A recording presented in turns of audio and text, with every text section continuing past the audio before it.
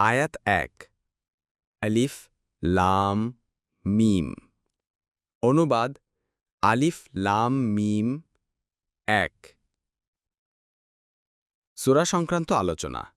সূরার আয়াত সংখ্যা ২০০ আয়াত সূরাটি নাজিল হওয়ার স্থান সূরাটি সর্বসম্মতভাবে মাদানী সূরা সূরার নামকরণ এ সূরার ৩৩ ও ৩৪ নং আয়াতদ্বয়ে আলে ইমরানের কথা বলা হয়েছে একেই আলামত হিসাবে এর নাম গণ্য করা হয়েছে এ সূরার আরেক নাম আজ-জাহরা বা আলোকছটা মুসলিম ৮০৪ এছাড়াও এ সূরাকে সূরা তাইয়িবাহ আল কুনুজ আল আমান আল মুজাদালাহ আল ইস্তেগফার আল মানিয়া ইত্যাদি নাম দেয়া হয়েছে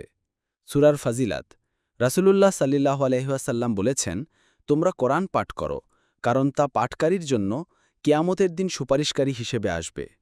তোমরা দুটি আলোক ছটাময় সূরা আল বাকারাহ ও সূরা আলে ইমরান পড়ো কেননা এই দুটি সূরা কিয়ামতের দিন এমনভাবে আসবে যেন দুটি মেঘখণ্ড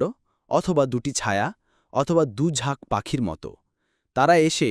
এই দু সূরার পাঠকারীদের পক্ষ নেবে মুসলিম ৮০৪